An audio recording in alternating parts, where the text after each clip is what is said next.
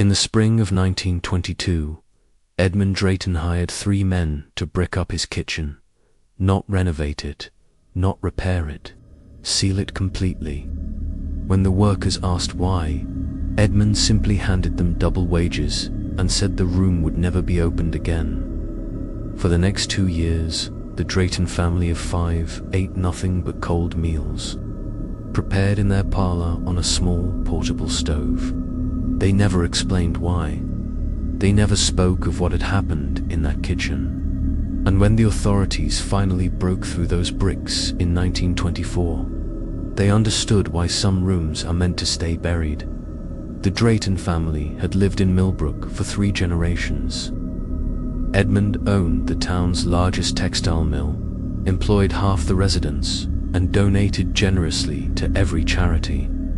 His wife, Vivian, was the picture of New England elegance, hosting tea parties that were the social event of each month. Their 3 children, Helena, Marcus, and Iris, were well-behaved, well-dressed, and well-loved by everyone who knew them. The Drayton Manor on Elm Street was the crown jewel of the town, with its manicured gardens and welcoming front porch where neighbors would stop for friendly conversation.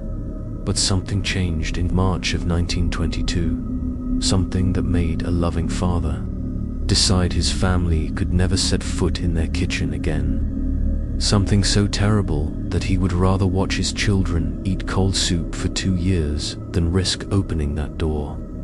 The people of Millbrook noticed the changes. The smell of fresh bread no longer drifted from the Drayton house each morning. The dinner parties stopped. Vivian's famous Sunday roasts became a memory. Instead, delivery boys would leave baskets of prepared food at the front door, never invited inside as they once had been. When asked about the sudden change, Edmund would smile that politicians smile and change the subject. Vivian would excuse herself and disappear upstairs. The children would stare at their feet and say nothing at all. But late at night, when the town was sleeping, neighbors reported hearing sounds from inside the sealed kitchen. Not the sounds of cooking or cleaning, but something else entirely. Something that made them close their windows and draw their curtains tight. Welcome back to the Creepy Journal, where we uncover the stories that small towns tried to forget. If you're fascinated by the dark secrets hiding behind perfect facades, make sure to subscribe and ring that notification bell. You won't want to miss a single page from our collection of America's most disturbing family mysteries. Millbrook, Massachusetts was the kind of town that appeared on postcards in 1920, nestled in a valley between rolling hills. Its main street was lined with oak trees older than the nation itself. White picket fences bordered every yard, and the sound of church bells marked the passage of each peaceful day. It was a place where everyone knew their neighbors, where children played safely in the streets until sunset, and where the biggest scandal might be Mrs. Henderson's roses blooming larger than Mrs. Peterson's.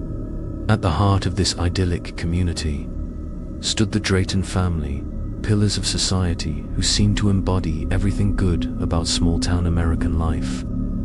Edmund Drayton had inherited his father's textile mill in 1905 and transformed it into the most successful business in 3 counties. He was a man of medium height with kind eyes and calloused hands that spoke of honest work. Despite his wealth, Edmund never forgot his working-class roots.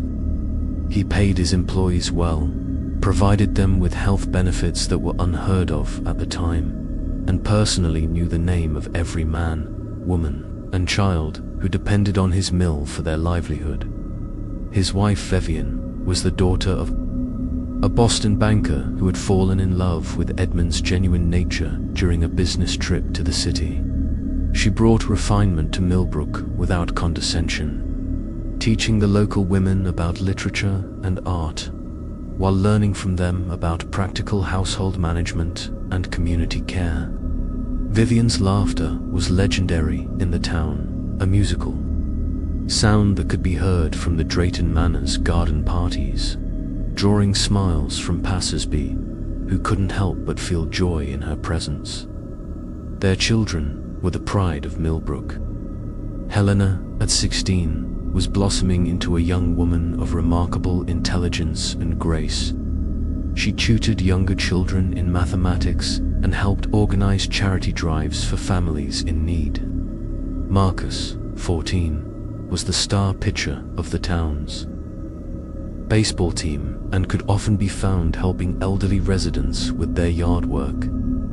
8-year-old Iris was the darling of everyone she met, with golden curls and a talent for piano that drew crowds to her recitals at St. Michael's Church. The Drayton Manor itself was a testament to the family's place in the community. Built in 1887 by Edmund's father, it was a Victorian masterpiece painted in cheerful yellow with white trim. The wraparound porch was always decorated with seasonal flowers, and the front door remained unlocked during daylight hours, a symbol of the trust and openness that defined the family. The house featured 12 rooms, including a grand kitchen that was the envy of every housewife in Millbrook. This kitchen was Vivian's pride and joy, a spacious room with tall windows that let in the morning sun, copper pots hanging from hooks, and a massive oak table where the family gathered for every meal. The room featured the latest modern conveniences, including a new electric icebox and a gas stove that had been shipped from Boston at considerable expense. More importantly, it was the heart of the home's hospitality. Vivian would spend hours there each day, preparing meals that fed not just her family, but any neighbor who might drop by, any traveler who needed shelter, any child who looked hungry. But beneath this picture-perfect exterior, something was growing. Something that would transform the warmth of that kitchen into a horror so profound that it would need to be sealed away forever. The change didn't happen overnight. Instead, it crept into the Drayton house like a shadow, so gradually that even the family didn't notice it at first. It began with small things that seemed insignificant at the time, but would later be remembered as the first signs of something terribly wrong. The first person to notice something amiss was Agnes Carmichael, the Drayton family's longtime housekeeper. Agnes had worked for the family since Helena was a baby, and she knew the rhythm of the house better than anyone. In January of 1922, she began to observe changes that troubled her deeply. Though she couldn't quite put her finger on what was wrong, the kitchen, once Vivian's sanctuary, had become a place of tension. Agnes noticed that Vivian would enter the room with her usual smile, but emerged looking pale and shaken. Conversations that had once flowed freely during meal preparation now died into uncomfortable silences. The children, who had always loved helping their mother bake cookies and prepare family dinners, began making excuses to avoid the kitchen entirely. Agnes tried to discuss her concerns with Vivian, but her employer would dismiss them with nervous laughter. "You're imagining things," Agnes Vivian would say. But her hands would shake as she arranged flowers or folded napkins. Everything is perfectly fine. Yet Agnes could see it wasn't fine.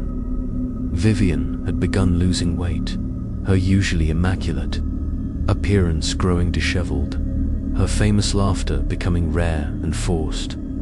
The children's behavior changed as well. Helena, once outgoing and confident, became withdrawn and jumpy. She would enter the kitchen to help with chores, but would find reasons to leave quickly, claiming she had forgotten something upstairs or remembered homework that needed finishing. Marcus stopped his habit of raiding the kitchen for snacks after school, instead going directly to his room and staying there until called for dinner. Little Iris, who had always been the family's chatterbox, grew quiet whenever she was in the kitchen. sticking close to her mother's side and speaking only in whispers. Even Edmund, usually so steady and unflappable, showed signs of strain. He had always lingered over his morning coffee, reading the newspaper and discussing the day's plans with Vivian. Now he would gulp his breakfast quickly and leave for the mill earlier than necessary. When Agnes asked if everything was well with the family business, Edmund assured her that work was fine, better than ever, in fact. But his eyes didn't meet hers when he spoke, and she noticed he had begun locking the kitchen door at night, something he had never done before. The family's social life began to suffer as well. Vivian's monthly tea parties, which had been a cornerstone of Millbrook's social calendar for over a decade, were quietly cancelled. When Mrs. Eleanor Blackwood, Vivian's closest friend and neighbour, asked about the cancellation, Vivian claimed she was feeling under the weather. But weeks passed, then months, and the tea parties never resumed. Sunday dinners, which had regularly included extended family and friends, became private affairs. The Drayton family would still attend church services at St. Michael's, but they would arrive just as the service began and leave immediately afterward, avoiding the social hour that followed. Father Timothy Ashford, who had known the family for years, noticed the change and attempted to speak with Edmund about it. But Edmund politely deflected all inquiries about his family's well-being. Agnes began to pay closer attention to the kitchen itself, searching for some explanation for the family's strange behavior. The room looked the same as always, clean and well-maintained, with everything in its proper place. But there was something different about the atmosphere, something she couldn't name but could definitely feel. The kitchen felt colder than the rest of the house, even when the stove was burning and should have warmed the space. Shadows seemed deeper there, lingering in corners even when the electric lights were blazing. Most disturbing of all were the sounds Agnes began to hear coming from the kitchen at night. She lived in a small apartment above the carriage house, close enough to the main house to hear unusual noises. At first, she assumed the sounds were normal household settling, or perhaps Edmund getting a late-night snack. But as she listened more carefully, she realized the sounds were different. There was movement in the kitchen long after the family had gone to bed, but it wasn't the familiar footsteps of any family member. In February of 1922, the strange visitors began arriving at the Drayton Manor. They came at odd hours, usually after dark, and always seemed to know exactly where to go. Agnes first noticed them on a Tuesday evening while she was finishing the dinner dishes. Through the kitchen window, she saw a figure approaching the back door. Someone she didn't recognize, but who moved with the confidence of a regular visitor. The man was tall and thin, dressed in an expensive overcoat despite the bitter cold. His face was sharp and angular, with eyes that seemed bright in the moonlight. When he knocked on the kitchen door, it wasn't the polite tap of a neighbor or the firm knock of a business associate. Instead, it was a specific pattern of raps that seemed almost like a code. Edmund answered immediately, as if he had been waiting, and ushered the stranger inside without the usual pleasantries that characterized the Drayton family's interactions with guests. Agnes tried to hear their conversation through the kitchen door, but their voices were too low, spoken in urgent whispers that suggested secrecy. The meeting lasted exactly 1 hour, and when the stranger left, he departed through the back door and disappeared into the woods behind the house. Agnes never saw a carriage or automobile, and the next morning, when she asked Edmund about his late-night visitor, he looked genuinely puzzled and claimed no one had come to the house. The visits continued throughout February and into March, always following the same pattern. Different men would arrive at different times, but they all shared certain characteristics. They were well dressed, but somehow unsettling to look at, with pale complexions and eyes that seemed to reflect light like an animal's. They never came to the front door, never announced themselves in the normal way, and they always departed without leaving any trace of their presence. Thomas Whitmore, who owned the general store and lived across from the Drayton Manor, began to notice the strange visitors as well. From his bedroom window, he could see the back of the Drayton house, and he became curious about the late-night activity. Thomas was a practical man who had known Edmund for 20 years, and he was concerned about his friend's welfare. He began keeping a log of the visits, noting the dates and times when he observed unusual movement around the Drayton property. According to Thomas's records, the visitors came every 3 or 4 days, always between 10 o'clock and midnight. They approached from the woods rather than the road, and they never stayed longer than an hour. Most puzzling of all, Thomas could swear he had seen some of the same faces before, but he couldn't remember where or when. The men looked familiar in a way that nagged at his memory, like trying to recall a dream after waking. Mrs. Dorothy Finch, who lived next door to the Draytons, had her own encounters with the mysterious visitors. She was an insomniac who often spent her sleepless nights reading by her bedroom window, which offered a clear view of the Draytons' back garden. On several occasions, she saw men leaving the house who simply vanished into the darkness in ways that defied explanation.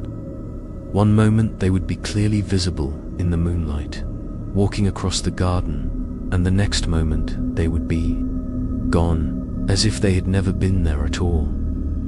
Dorothy tried to discuss these sightings with her husband, but he dismissed them as tricks of the light or products of her overactive imagination. She began to doubt herself until one night in early March, when she saw something that convinced her that her observations were real.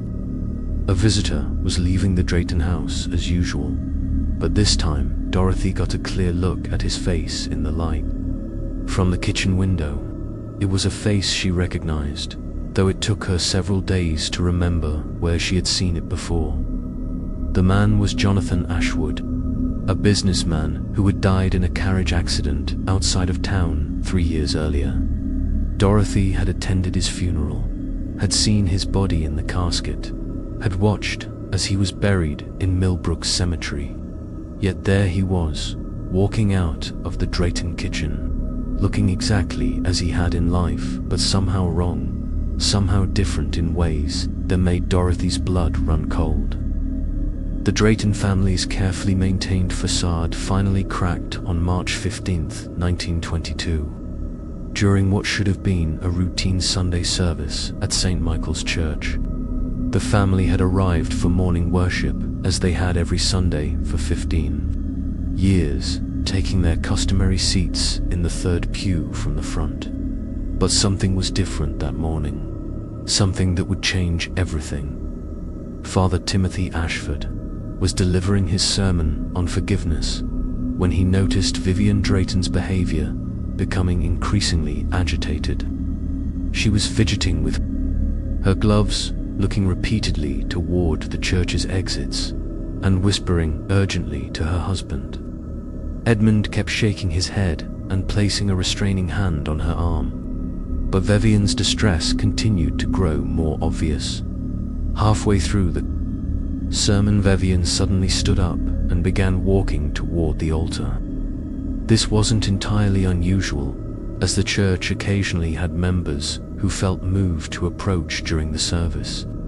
But instead of stopping at the front of the church, Vivian continued walking until she reached Father Ashford himself.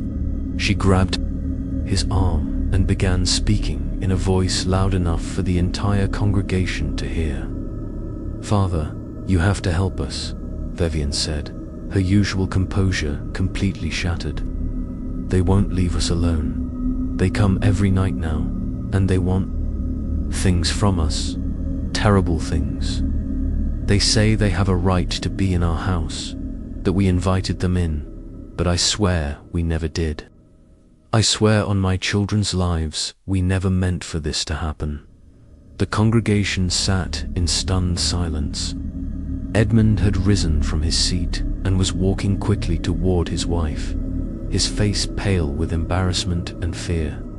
The children remained.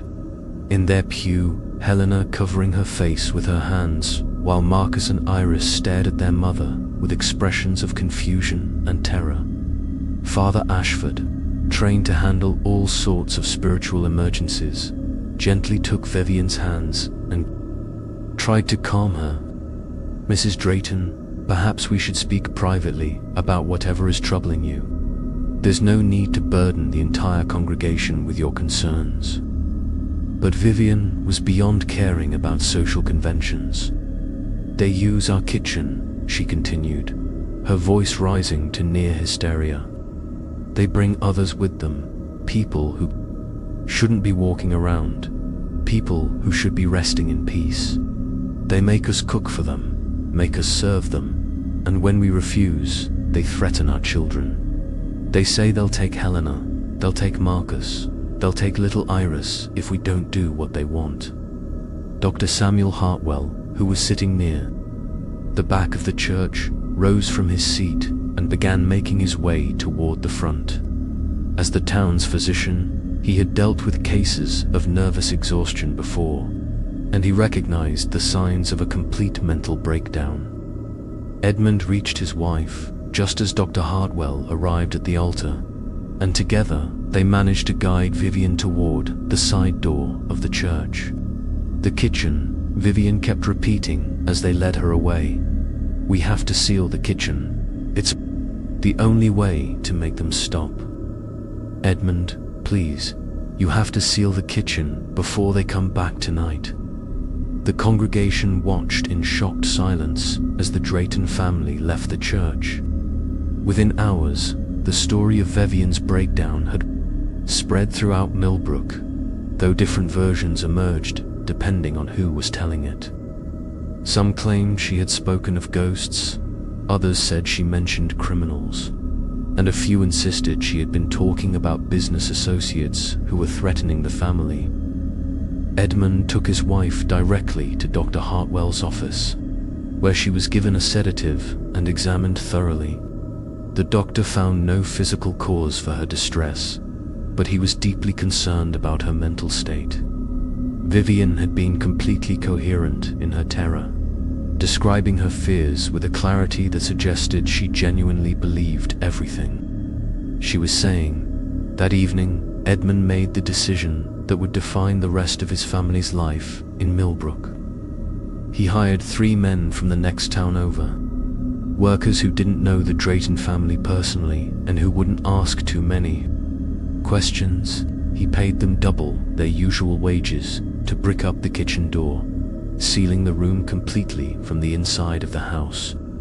When the workers asked about ventilation or future access, Edmund simply told them the room would never be used again. The family spent that night in the parlor, all 5 of them sleeping on makeshift beds rather than returning to their bedrooms. On the second floor, Agnes, who had been staying late to help with the crisis, was sent home with instructions not to return until further notice. For the first time in decades, the Drayton Manor would have no hired help, no outside assistance, and no visitors of any kind. In the days following Vivian's breakdown and the sealing of the kitchen, Millbrook demonstrated the peculiar ability of small towns to collectively ignore what they don't want to acknowledge. The congregation of St. Michael's Church, despite having witnessed Vivian's desperate plea for help, seemed to develop a case of selective amnesia. When questioned about the incident, most claimed they hadn't heard her clearly, or that they had been too shocked to pay attention to her specific words. Father Timothy Ashford found himself in an impossible position. As a man of God, he felt obligated to help a parishioner in distress, but as a member of the community, He understood the social pressure to maintain Millbrook's reputation as a peaceful, normal town. He made several attempts to visit the Drayton family, but Edmund politely turned him away each time, claiming that Viviane was recovering from nervous exhaustion and needed complete rest. The few residents who tried to discuss the situation openly found themselves discouraged by their neighbors' reluctance to engage with the topic. Mrs. Eleanor Blackwood, who had been Vivian's closest friend, attempted to organize a group of ladies to provide meals and support for the family during their difficult time. But when she approached other women in the community, she was met with polite excuses and subtle suggestions that perhaps it would be better to let the Draytons handle their private matters alone. Thomas Whitmore, who had been documenting the strange visitors to the Drayton house, found that his observations were dismissed as the overactive imagination of a lonely shopkeeper. When he tried to show his log to Constable Benjamin Clark, the town's sole law enforcement officer, he was told that no laws had been broken and that good neighbors should respect each other's privacy. However, one person refused to remain silent about what she had witnessed. Mrs. Dorothy Finch, the Draytons' immediate neighbor, had been deeply shaken by her sighting of Jonathan Ashwood, the man who should have been dead for 3 years. Unlike the other residents of Millbrook, Dorothy had a reputation for speaking her mind regardless of social consequences, and she was determined to get to the truth of what was happening next door. Dorothy began her own investigation by visiting Millbrook Cemetery to confirm her memory of Jonathan Ashwood's burial. The caretaker, Albert Morrison, showed her to Ashwood's grave, which appeared undisturbed and properly maintained. But Dorothy noticed something odd about the headstone. While it bore the correct name and dates, the stone looked newer than it should have after 3 years of New England weather. When she mentioned this to Albert, he became uncomfortable and claimed he didn't remember when the stone had been replaced or why.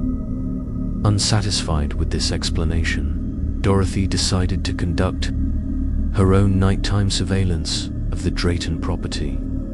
She positioned herself at her bedroom window with a pair of opera glasses her late father had used for birdwatching, and she began keeping detailed notes of everything she observed. Her records revealed a pattern that confirmed her worst fears. The strange visitors continued to arrive at the Drayton house even after the kitchen had been sealed.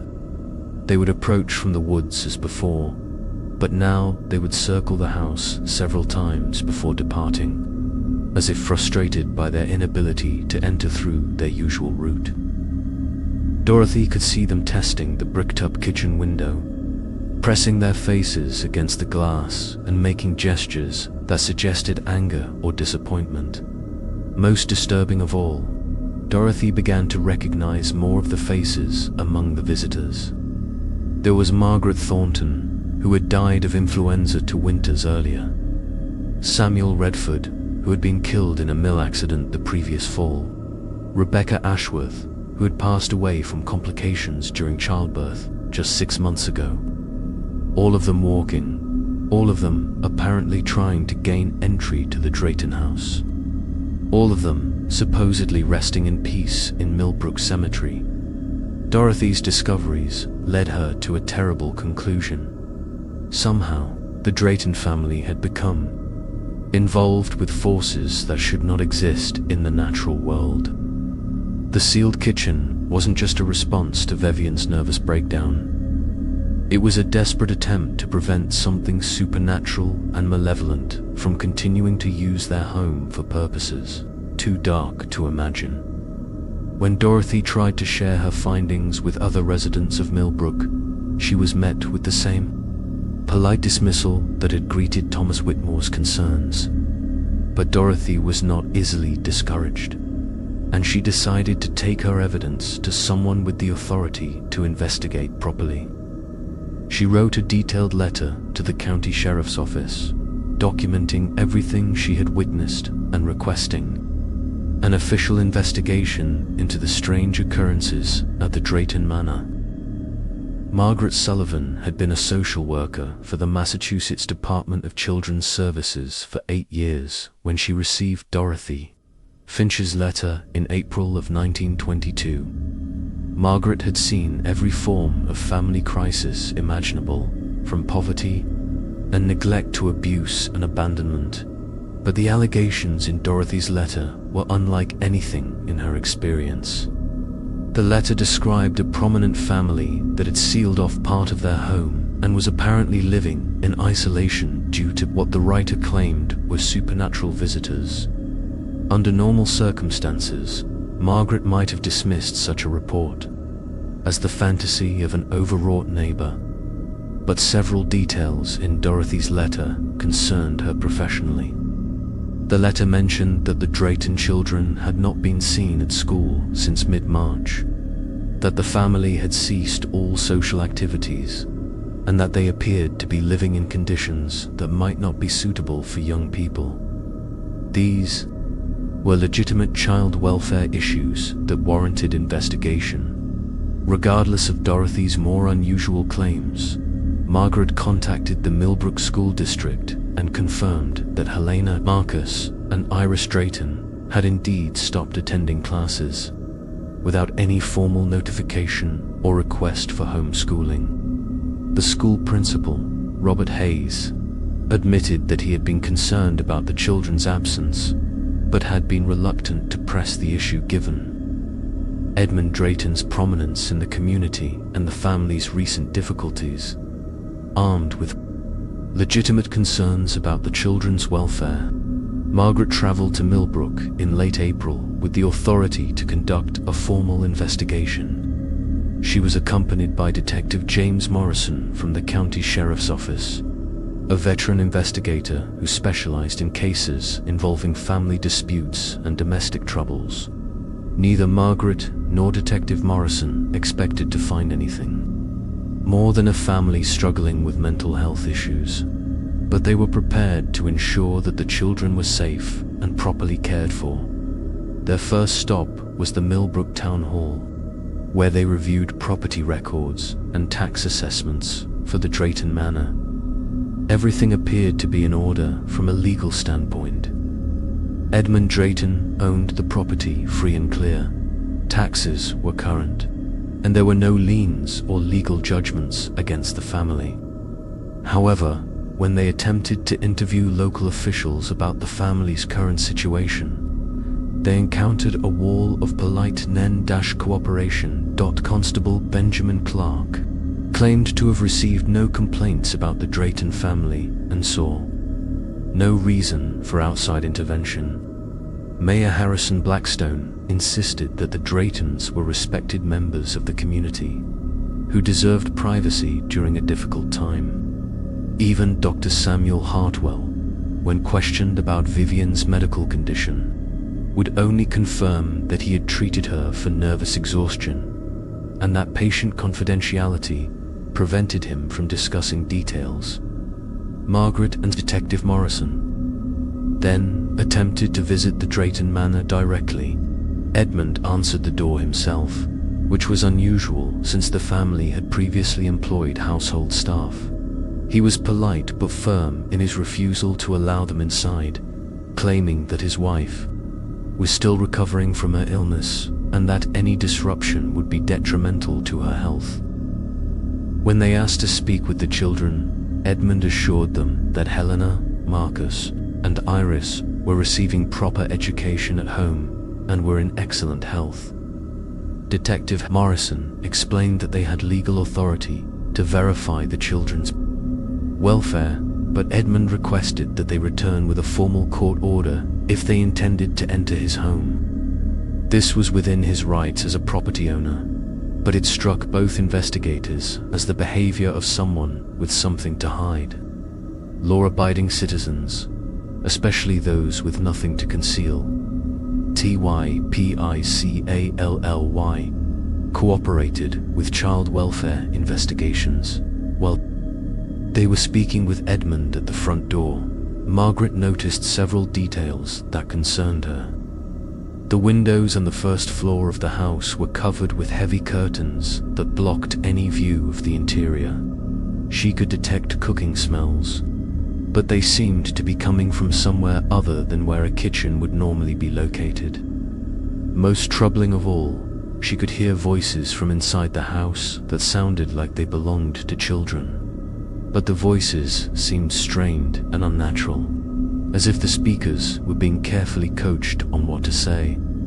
After leaving the Drayton property, Margaret and Detective Morrison decided to interview Dorothy Finch, the neighbor who had initiated the investigation. Dorothy proved to be a credible witness whose observations were detailed and consistent. She showed them her handwritten logs of the strange visitors, her notes about the sealed kitchen, and her concerns about the family's isolation. While her claims about recognizing dead people among the visitors seemed far-fetched, her documentation of the family's changed behavior patterns was thorough and convincing. Dorothy also provided Margaret and Detective Morrison with crucial information about the house itself. She had been inside the Drayton Manor many times over the years for social visits, and she was able to describe the normal layout of the rooms. The kitchen, she explained, was located at the back of the house and featured large windows that had always been visible from her property. Since March, those windows had been covered from the inside, and no light had been seen coming from the room at any time of day or night. Based on their preliminary investigation, Margaret and Detective Morrison decided that there was sufficient cause for concern to justify obtaining a court order for a formal inspection of the Drayton home. They returned to the county seat and presented their findings to Judge William Ashford, Father Timothy's older brother, who had jurisdiction over family welfare cases in the district. Judge Ashford was initially reluctant to authorize what amounted to a forced entry into the home of a prominent citizen based on what seemed like circumstantial evidence. However, the combination of the children's unexplained absence from school, the family's complete social isolation, and the credible witness testimony from Dorothy Finch convinced him that the welfare of 3 minors might be at stake. He issued a court order allowing Margaret Sullivan and Detective Morrison to inspect the Drayton home and interview the children. On May 3, 1922, Margaret Sullivan and Detective Morrison returned to the Drayton Manor with their court order and 2 additional witnesses, Dr. Samuel Hartwell, who had been compelled to accompany them as a medical expert, and Albert Grayson, a local tradesman who had been called to assist with any structural issues they might encounter. Edmund Drayton met them at the front door with resignation rather than anger, as if he had been expecting this moment and was almost relieved that it had finally arrived. "I suppose you'll need to see everything," Edmund said quietly, stepping aside to allow them entry. "I only ask that you understand we did what we thought was best for our family. We never intended for any of this to happen." The interior of the house immediately struck the investigators as wrong in ways that were difficult to articulate. The rooms were clean and well maintained, but they felt cold and unwelcoming despite the warm spring weather outside. Furniture had been rearranged in unusual ways, with chairs and sofas positioned as if the family was constantly watching the exits. Heavy curtains blocked most of the natural light, creating an atmosphere more suited to a funeral home than a family residence. Vivian appeared in the parlor doorway as they entered, and Margaret was shocked by the change in her appearance. The woman who had once been the social queen of Millbrook was now gaunt and hollow-eyed, wearing a simple house dress that hung loosely on her diminished frame. She moved carefully, as if afraid of making too much noise, and her eyes darted constantly toward the back of the house where the kitchen was located. The 3 children were summoned to meet the investigators, and their condition was even more alarming than their mother's. Helena, who should have been a vibrant 6-year-old, looked years older and moved with the careful deliberation of someone recovering from a serious illness.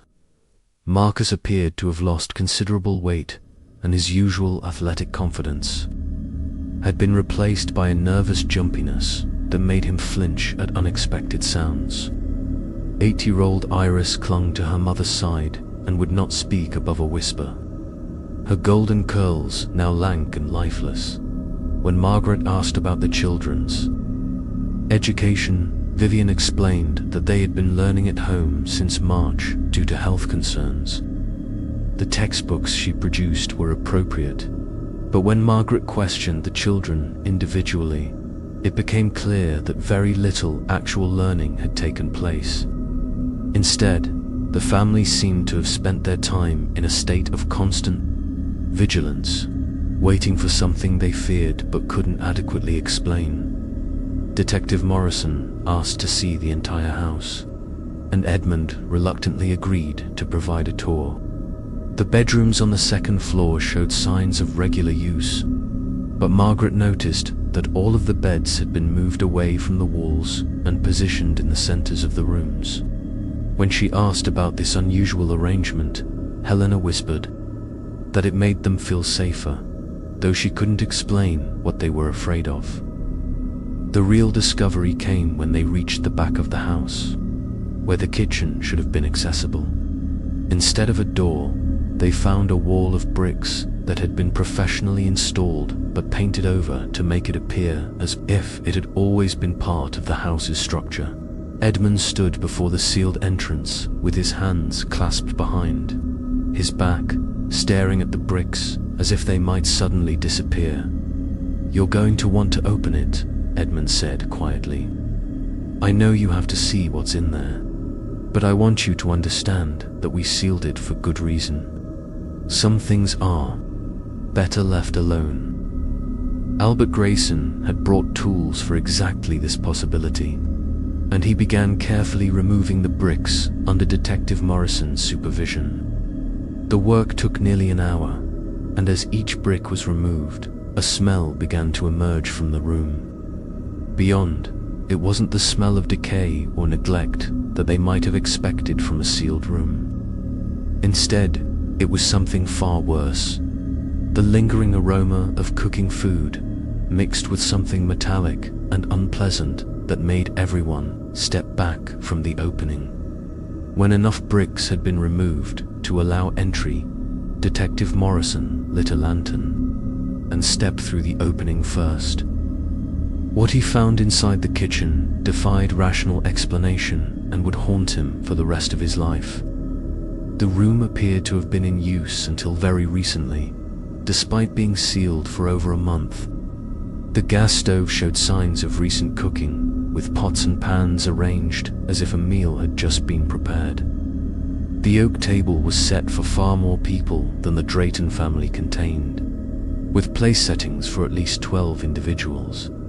But it was the walls that revealed the true horror of what had been happening in this room. Every surface was covered with writing, scratched into the paint and plaster with what appeared to be fingernails or crude implements.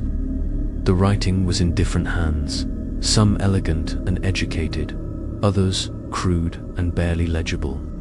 Most disturbing of all, many of the messages were signed with names that Detective Morrison recognized as belonging to people who had died in Millbrook over the past several years. Margaret Sullivan, who had followed the detective into the room, began reading the messages aloud in a voice that grew increasingly shaken. "Thank you for the feast," signed Margaret Thornton. "The roast was acceptable," signed Samuel Redford. "More salt next time," signed Rebecca Ashworth. These were the same names that Dorothy Finch had claimed to see among the strange visitors, the same people whose deaths were recorded in the town's official records. The kitchen's pantry revealed another disturbing discovery. The shelves were stocked with food, but much of it was spoiled and covered with mold, as if it had been prepared and then abandoned. There were also items that shouldn't have been in a normal household pantry. Candles arranged in specific patterns, small bottles containing unidentifiable substances, and books written in languages that none of the investigators could read. Dr. Hartwell, who had remained skeptical throughout the investigation, found himself unable to explain what they were seeing. As a man of science, he searched for rational explanations for the evidence before them. Perhaps the family had been suffering from shared delusions, or maybe they had been the victims of an elaborate hoax perpetrated by someone with access to their home. But the physical evidence was too extensive and too detailed to be dismissed as mere hallucination or trickery. The most chilling discovery was found in a cupboard that had been locked from the inside.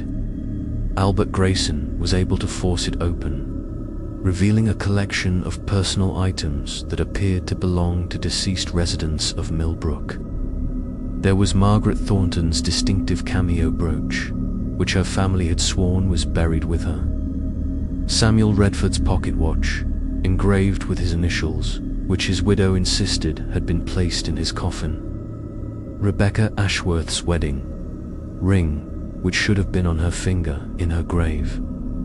When confronted with these discoveries, Edmund Drayton broke down completely. He admitted that the strange visitors had begun appearing in January, always entering through the kitchen and always demanding to be fed. At first, he and Vivian had assumed they were dealing with vagrants or criminals who had somehow learned about the family's wealth. But as the visits continued, they realized that their uninvited guests were people they recognized. People who should not have been able to visit anyone. Edmund explained that the visitors had never threatened violence directly, but their presence had been profoundly unsettling. They would arrive at the kitchen door and simply stand there until they were allowed inside. Once in the kitchen, they would sit at the table and wait to be served food, never speaking except to make specific requests about the meal's preparation.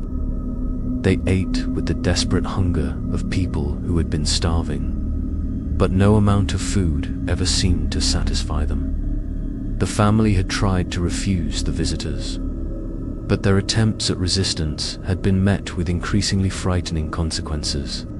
Doors would open and close by themselves throughout the house.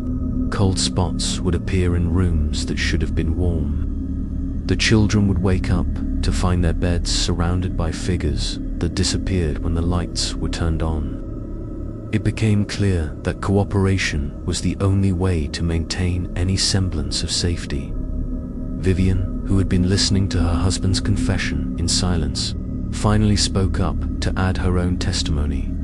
She described how the visitors had begun making specific demands about the food they wanted, often requesting dishes that had been favorites of the deceased when they were alive.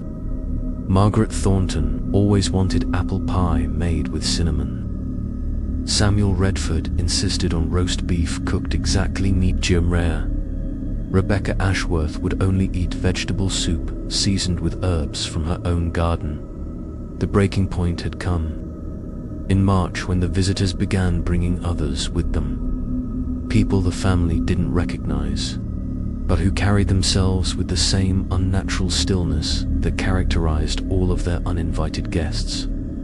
The kitchen table, which had initially accommodated 3 or 4 visitors, needed to be expanded to serve groups of 8, 10, or even 12. The demands for food became constant, and the family found themselves spending all their time cooking and serving meals to people who shouldn't exist. The discovery in the Drayton kitchen created an immediate crisis for everyone involved in the investigation. Detective Morrison found himself faced with evidence that challenged everything he thought he knew about the natural world, while Margaret Sullivan struggled to write a report that would be taken seriously by her superiors.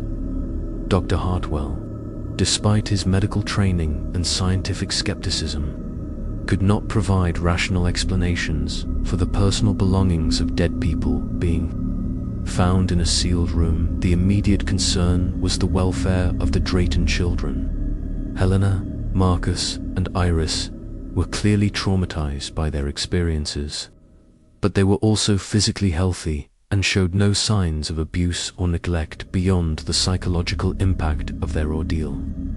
Margaret arranged for them to stay temporarily with Vivian's sister in Boston while the family situation was sorted out.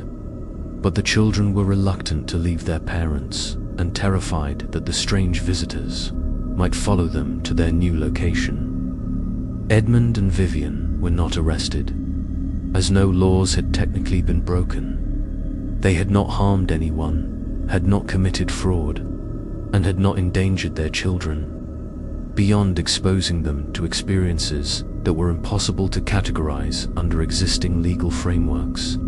However, Judge Ashford ordered a full psychiatric evaluation for both parents and mandated that they undergo treatment for what was officially classified as shared delusional disorder. The town of Millbrook reacted to the revelations with a mixture of disbelief, embarrassment, and determination to suppress the story. Mayor Harrison Blackstone called an emergency meeting of the town council, where it was decided that the incident should be treated as a private family matter that did not reflect on the community as a whole. Residents were encouraged to respect the Drayton family's privacy and to avoid spreading rumors that might damage Millbrook's reputation. Father Timothy Ashford found himself in the difficult position of addressing his congregation's questions about supernatural matters while maintaining his theological credibility. He delivered a carefully worded sermon about the importance of faith during difficult times and the dangers of allowing fear to overcome reason. However, privately, he began researching historical accounts of similar phenomena and consulting with church authorities about the appropriate response to unexplained spiritual manifestations. The Drayton Manor itself became a source of ongoing concern. Edmund was unable to continue living in the house after the kitchen was unsealed, claiming that the presence of the investigators had somehow made the supernatural activity worse rather than better. The family moved to a smaller house on the outskirts of town, and the manor was put up for sale. However, despite the property's impressive size and desirable location, no buyers emerged. Word of the strange events had spread despite the town's efforts at secrecy, and potential purchasers were deterred by the house's reputation. William Pembridge, the editor of the Millbrook Gazette, faced pressure from both sides regarding coverage of the story. Some residents demanded a full investigation and public disclosure of what had happened, while others insisted that publishing such a story would damage the town's reputation and economic prospects.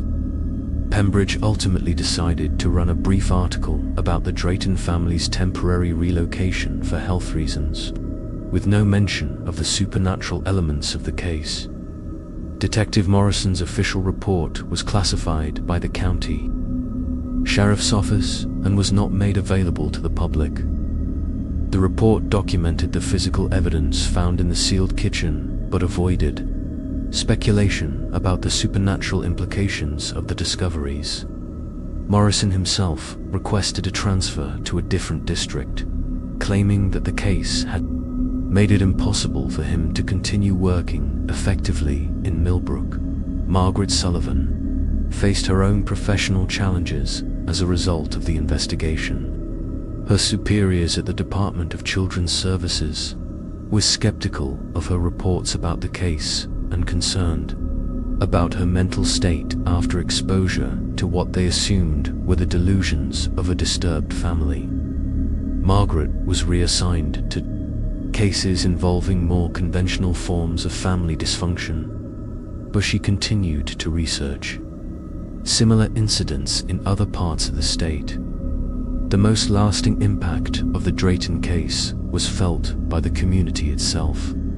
Millbrook's residents found themselves divided between those who believed something genuinely supernatural had occurred and those who insisted that the entire incident could be explained through psychological and social factors. This division created tensions that persisted for years, with neighbors who had once been close friends finding themselves unable to discuss the events without argument.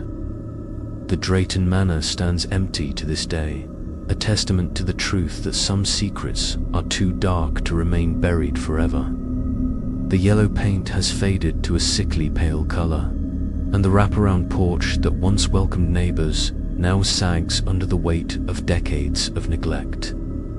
Locals claim that lights can still be seen in the kitchen windows on certain nights, though the electricity was shut off long ago.